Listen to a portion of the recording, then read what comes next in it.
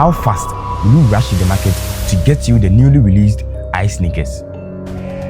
Let me take you on a journey that tells the story of how Apple started producing sneakers. In the 1990s, Apple released a pair of sneakers known as the Apple Computer Sneakers, often referred to as the Omega Sports Apple Computer Sneakers. Apple, a company synonymous with innovation. You probably don't know about this because these sneakers were not sold to the public. They were exclusive promotional items made for Apple employees. Only a few pairs exist today, and they've become highly collectible. One pair even sold for over $50,000 at auction. The most intriguing part of it is that these ultra-rare shoes, crafted exclusively for employees, have become coveted collector's items, fetching thousands at auctions, and beyond their rarity lies a deeper narrative about Apple's strategic choices and the peril of diversification. Apple's journey has been marked by groundbreaking products that redefine industries. Just before 6, you want to buy somebody's old sneakers? Here's your chance. Yeah, an ultra-rare pair of Apple sneakers being sold by auctioneers at Sotheby's. The asking price for these guys, $50,000. I didn't even know they made those. The white trainers got the rainbow Apple logo, the original Apple logo, or they're custom made for the company's employees as a one-time giveaway at a national sales conference in the mid-90s. That's why we didn't know about. Yeah. The size 10.5 shoes, they are, quote, new in the box and come with a pair of red laces. Yet, amidst its successes, the company has occasionally dabbled in ventures outside its core competencies.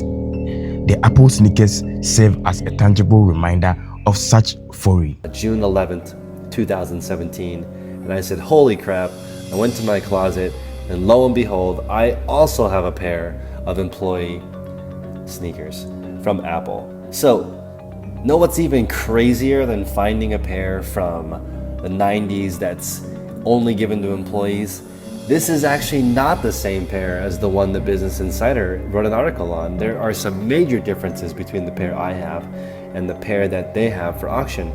First of all, the pair they have, they've researched it and it was made by Adidas, and this looks more like a Reebok classic silhouette. If you guys are familiar with sneakers from the early 90s, this style looks definitely more like a Reebok than an Adidas. However, if you look inside, I don't know if you guys can see this, hopefully it focuses, it says size 40, which is a European size, and that would indicate that these might be from Europe. The corporate landscape is replete with tales of diversification, some visionary and others cautionary. Consider BIC, B-I-C, a brand synonymous with disposable pens and lighters. In 1989, BIC introduced a line of disposable perfumes, aiming to replicate its success in the personal fragrance market. Despite a substantial marketing investment, the venture failed to resonate with the customers, leading to its discontinuation within a year. Similarly, Harley-Davidson, an emblem of rugged motorcycles and the open road, launched a perfume line in the early 90s. The disconnect between the brand's tough image and the personal fragrance market led to its swift exit from the shelves. Even industry giants like McDonald's have faced challenges in diversification. Their introduction of the Mac Pizza in the late 1980s aimed to capture a share of the pizza market. However, the product's deviation from McDonald's fast service model and the brand's identity resulted in its eventual phase-out. Apple's restraint from mass production of sneakers or venturing into unrelated markets underscores a deliberate strategy. And this strategy is focus. By concentrating on its core strength, innovative technology and design, Apple has solidified its position as a leader in consumer electronics.